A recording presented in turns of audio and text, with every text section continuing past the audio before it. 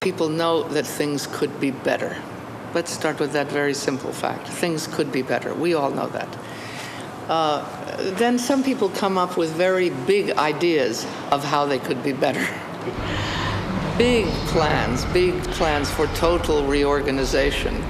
And very often these ideas are called utopian because they involve very radical change, models of criticism of the society, how you could make things better, what arrangements could be changed. And I think a society which doesn't have some people thinking in that way is a society which is ethically and even intellectually very poor. So in that sense, I continue to believe in utopian thinking, because for me that means critical thinking. As far as utopias are concerned,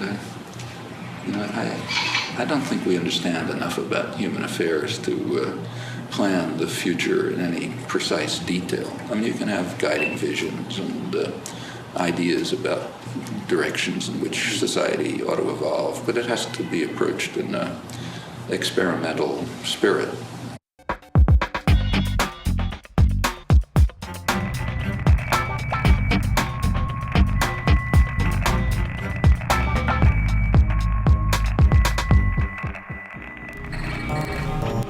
Músicas abertas, pessoas que agem em rede, comunidades que desenvolvem software livres. O mundo virtual é livre. Celebremos. É interessante que desde o ano 66, antes do Nixon, com o governo Johnson, o Jack Valenti, que era o presidente da Motion Picture Association of America, foi a força intelectual atrás de uma estratégia para fortalecer os direitos de propriedade intelectual, não só para o filme, não só para direitos autorais, mas para todo o pacote dos direitos de propriedade, patentes, por exemplo, na biotecnologia. Pas un argument décisif pour moi. C'est pas ça l'essentiel. L'essentiel, c'est qu'actuellement, les paysans vont devenir complètement dépendants des fournisseurs de graines, puisque ces graines-là sont stériles. Enfin, les produits qu'on obtient sont stériles. Par conséquent, c'est plus un problème de pouvoir que cherche Monsanto, un problème d'argent, et pas du tout un problème d'amélioration du sort des hommes. Se você vê que se você entender a lei de patentes, você pode usá-la bem e pode usá-la mal. Hoje, ela é uma proteção do esforço, por exemplo, de uma instituição pública como a nossa. Nós sabemos que nós não vamos produzir várias coisas que nós descobrimos. Sabemos que tem que ser uma indústria, mas ela tem que remunerar a instituição pública. Não pode pegar isso gratuitamente, não é?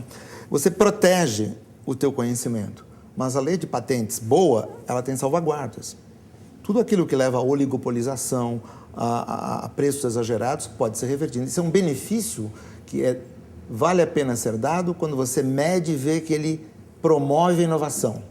Se ele não funciona assim, e nos casos em que ele não funciona assim, esse privilégio pode ser retirado. Um médico, quando entra numa sala de operação, ele está com aquele conhecimento todo que é comum e que ele pôde desenvolver com a sua aptidão. Mas ele não tá pagando nada para ninguém para poder usar aquele conhecimento. O advogado também, o professor que entra na sala de aula, esse cara está usando o que é uma base comum. Só que tem uma minoria da humanidade que quer viver do congelamento da ideia, que quer viver de uma ideia pro resto da vida. Os Estados Unidos dizia que as indústrias culturais não são cultura, é indústria como qualquer outra.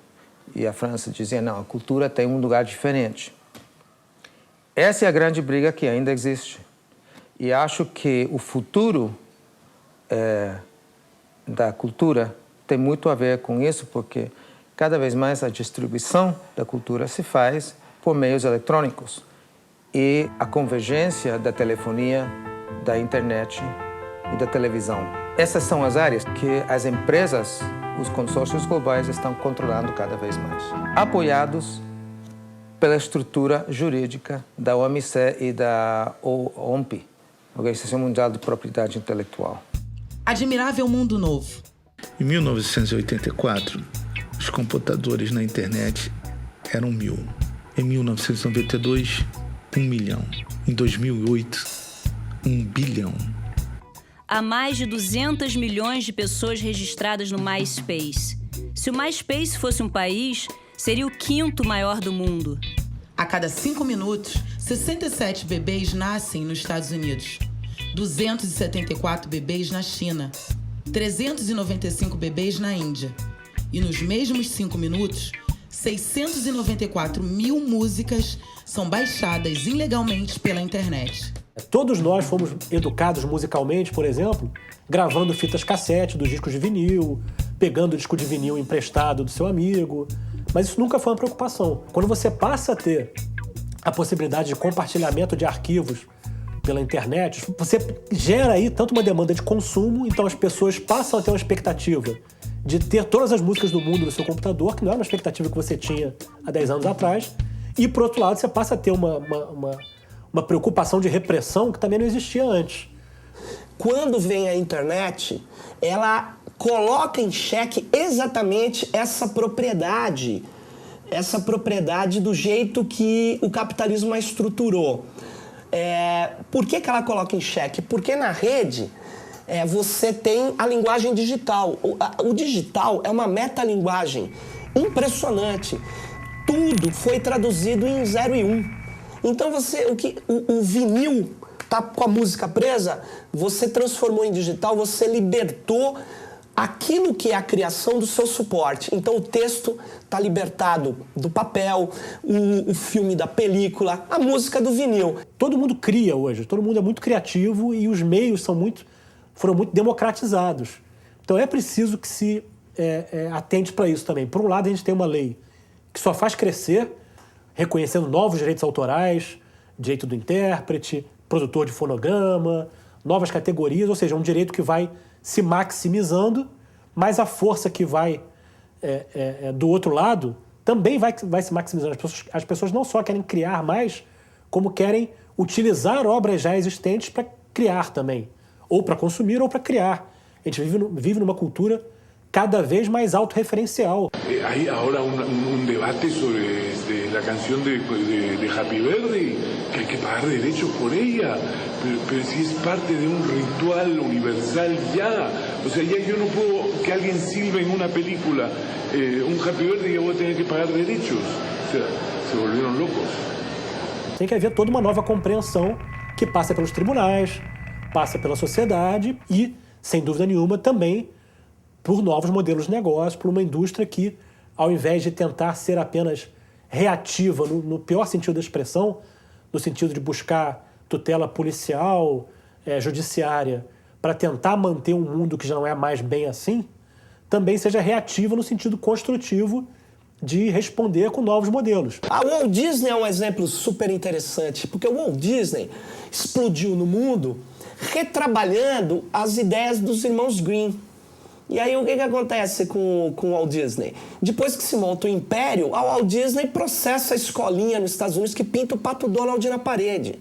Y William Fox tenía, quien iba a ser el fundador de la 20th Century Fox, trabajaba en Nueva York y tenía unas salas de cine. Y le alquilaba el cinematógrafo a Thomas Edison, pero no quería pagar derechos. Y Thomas Edison también le daba las películas, pero tampoco quería pagar derechos. Entonces, una vez que le rompieron el local, se fue a Los Ángeles, a California, donde no había una legislación sobre derechos para poder libremente usar el cinematógrafo y las películas de Thomas Edison. Y así surgió 20th Century Fox. Para evitar que o Mickey Mouse caísse em domínio público, a lei americana passou a ter 95 anos depois da morte do autor. Você protege uma obra, cerceia uma obra, evita que ela possa ser retrabalhada pelas pessoas. Se discute, por exemplo, a ideia de se usar os provedores de acesso à internet como, de certo modo, substitutos do Estado na tarefa de vigiar e punir eventuais abusos no compartilhamento de arquivos, por exemplo. E o mercado mudou, a sociedade mudou, a expectativa de consumo mudou. Então não adianta também criar leis que sejam muito repressivas ou se correr para a justiça toda hora, buscando indenizações milionárias, como é muito comum nos Estados Unidos hoje, achando que assim vai resolver o problema, porque a experiência recente tem comprovado que não é por aí. Foi muito noticiado agora em 2009 uma polêmica envolvendo o Kindle, que é talvez o mais bem-sucedido até agora desses leitores de livros eletrônicos, que é comercializado pela Amazon. Houve uma sacudida nesse mercado recentemente, porque foi noticiado que a Amazon havia vendido, sem saber, havia, digamos, hospedado no seu site a venda de livros que eram, na verdade, cópias, reproduções não autorizadas daquelas obras. A Amazon, assim que percebeu que inadvertidamente tinha propiciado essa venda, ela simplesmente, por meio remoto, invadiu, digamos assim, o Kindle de cada usuário e apagou os livros, que inclusive, pelos novos desenvolvimentos desses livros eletrônicos, eram livros que já podiam conter anotações, marcas daquele comprador. Esse episódio demonstra muito bem, primeiro, o grau de preocupação ou talvez histeria a que se chega hoje quando se aventa a mais remota possibilidade de uma infração a direitos intelectuais. A Amazon, não vou me expor aqui a um processo por causa disso, vamos lá e vamos apagar isso imediatamente. Ela até, em termos do contrato que é feito com o comprador do Kindle, ela tinha esse direito de fazer isso, mas evidentemente que esse direito ele afronta as garantias dos consumidores, uma série de outros princípios. O que mais é importante na rede hoje, na web? Sabe o que é mais importante? A participação dos internautas. Se você pegar os 10 sites de maior audiência no planeta, hoje, eles são repositórios onde quem faz o conteúdo não é uma equipe, são as pessoas. Você pega YouTube, MySpace, Wikipedia. Então veja, no mundo do virtual, liberdade se faz com acesso livre, igualdade se faz com acesso aos bens imateriais. Então eles se juntam e aí que nós temos uma nova possibilidade. É isso que eu estou querendo dizer. Criar o que a gente chama, uma palavra que é difícil de traduzir em português, é criar espaços de commons, do que é comum. Porque no mundo das redes, olha que interessante, colaborar é mais eficiente que competir. Essa que é a questão. O processo de desenvolvimento de software aberto trata da formação de comunidades de prática, de comunidades de aprendizes que resolvem se reunir para resolver problemas complexos usando meios, métodos e infraestruturas que não estavam disponíveis, por exemplo, na maioria das empresas. Então, o que a gente chama de desenvolvimento distribuído de software, que foi uma coisa criada experimentalmente por uma ampla comunidade mundial, existente em quase todos os países, fluente em quase todas as linguagens, tanto de expressão verbal como de programação, isso tem ensinado muito ao mundo como um todo e à indústria de software também. Eu acho que o desenvolvimento distribuído de software, ou desenvolvimento de software aberto, como a gente talvez pudesse dizer, de uma maneira mais popular, é outra história. Esse tem uma contribuição clara para a computação, para a cultura, que é a abertura de canais que possibilitam que as pessoas expressem suas competências e aprendam de uma forma intensa, rápida e dinâmica, sem ter que pertencer à academia clássica, por exemplo, da área de software. Pô, se os caras fazem isso com software, fazem software à distância, uma meninada que nunca se conheceu, um cara do Japão, um outro dos Estados Unidos, um do Brasil, da África do Sul, contribuindo com uma coisa extremamente complexa, por que nós não podemos fazer música, texto, fazer coisa de modo compartilhado? Aí surge a ideia do Creative Commons.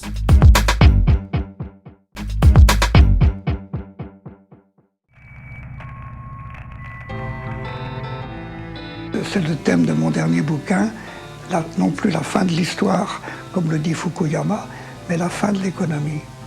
L'économie est une fausse science, puisque le concept central est le concept de valeur, et la valeur ne peut pas être définie. Nós estamos além do mercado, né? A ideia existe uma economia da dádiva, uma gift economy.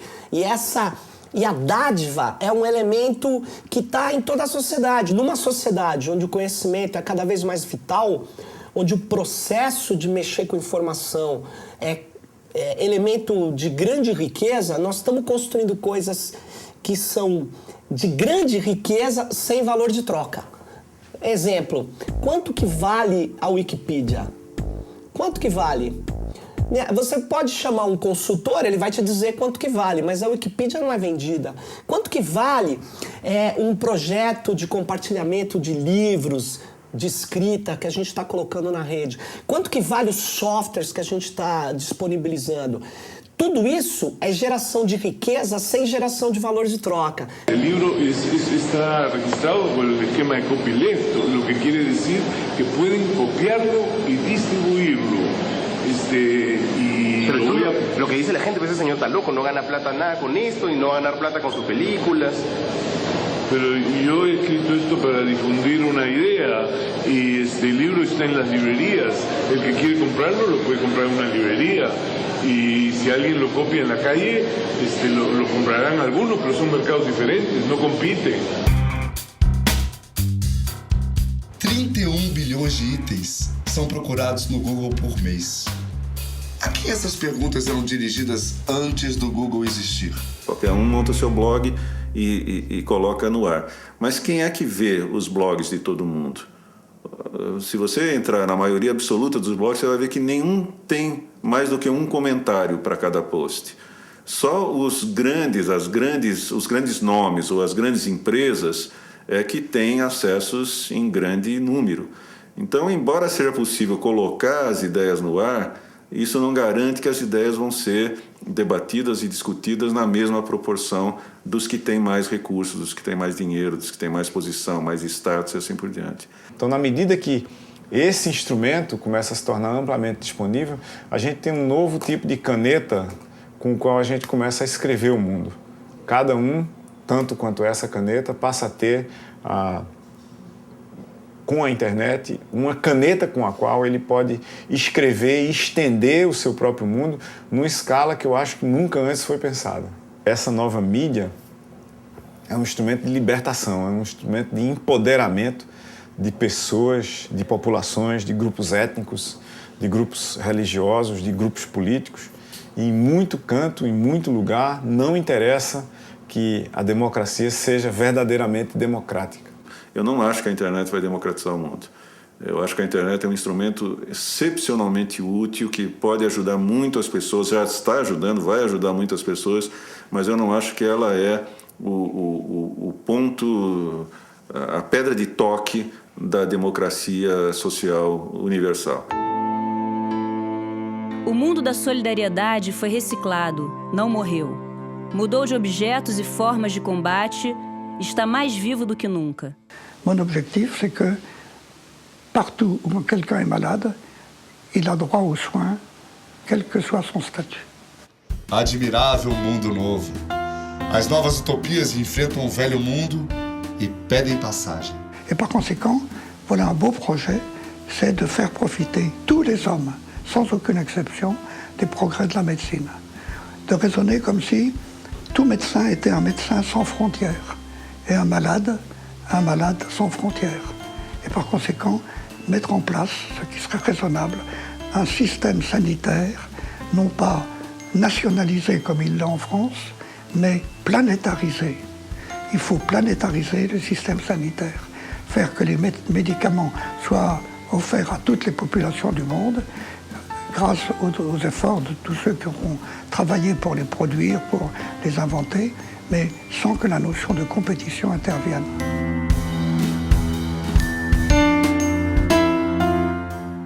Mais je tiens beaucoup à mon projet de système sanitaire planétarisé. C'est une activité commune à tous les hommes. Il ne faut pas de brevet. Il ne faut pas breveter le médicament. Il ne faut pas empêcher des gens d'avoir accès à un médicament quand ça pourrait les guérir, sous prétexte qu'ils n'ont pas d'argent. Donc il faut que le système sanitaire échappe au système économique. O transplante de células de cordão umbilical, ele não pode ser feito para o próprio indivíduo que doou, ele não funciona. Se é uma doença genética, o indivíduo já a tinha, não adianta usar a célula-tronco dele. Em leucemia, essas células do próprio indivíduo não combatem aquilo que a gente chama de doença residual mínima. Então, só funciona quando o doador é alguém diferente, porém geneticamente compatível. Então, isso é bonito porque isso é um caso clássico em que só a alternativa solidária funciona. A decisão da Comunidade Europeia foi uma bela aula de ética em medicina, esse documento. É de 2004, quando a Comunidade Europeia baniu o banco privado e aderiu, todos os países da comunidade entraram num sistema público chamado Eurocord. No Brasil, por isso que chama Brasil Cord. É a imagem do que é o Eurocord, agora é um banco mundial já. Então, tem coisas em que só a solução solidária funciona. Se você pensar do ponto de vista de pessoas com dificuldades de locomoção, porque sofreram um acidente ou qualquer coisa parecida, ou um acidente vascular cerebral, ou um acidente automobilístico, tem um problema de mobilidade por causa de coluna seccionada ou coisa assim, você pode imaginar que eu podia ter, como tem, é o caso no Japão, tem várias coisas dessas funcionando hoje, eu podia ter cadeiras que eu posso guiar essas cadeiras que têm pernas, não cadeiras que têm rodas, que podem me carregar para os lugares.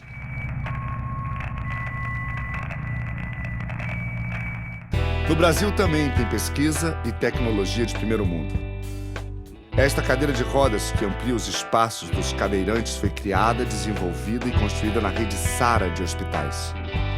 Sua produção sai por R$500 a unidade. E melhor ainda, a rede Sara, fundação pública, trabalha com médicos e profissionais de saúde concursados e com dedicação exclusiva.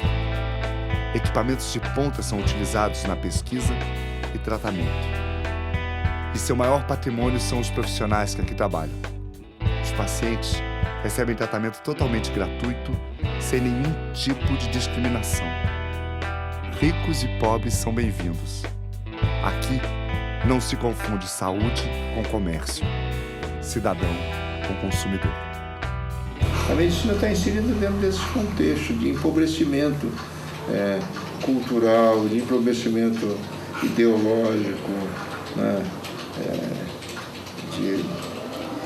Dessa perda de humanismo que isso tudo gera, né? Quer dizer, e principalmente uma coisa que eu considero terrível, que é a transformação do homem em objeto de lucro. Quer dizer, a própria lógica da prática médica transformou o doente num consumidor, é um consumer, né? Quer dizer, como se fosse pegar uma lata de salsicha numa prateleira de supermercado.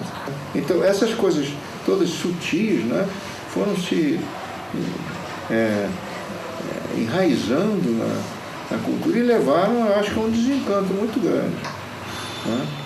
Na prática médica, o que predominou foi um mercantilismo absolutamente desregrado, né, e cínico.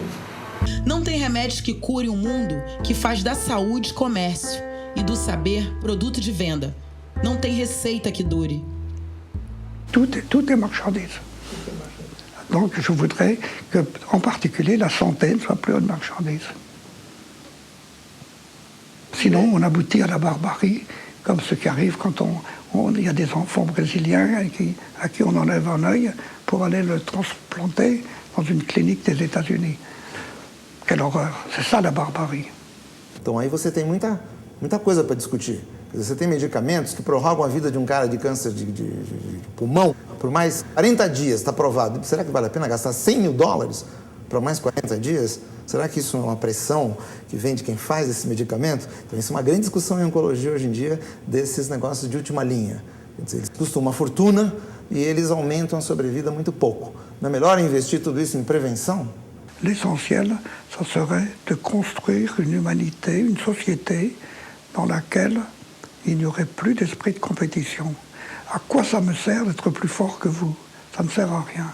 Ce que j'ai à faire, c'est être plus fort que moi. Et si vous êtes plus fort que moi, vous m'aidez à m'améliorer. Et c'est ça qui est important. O futuro é sempre mais forte do que as profecias que o precedem. O futuro tem vida própria. Conhecer o futuro, só vivendo. Como escreveu o poeta espanhol Antônio Machado, caminante no hay camino, se hace camino al andar. Caminhante, não existe caminho. O caminho se faz ao andar.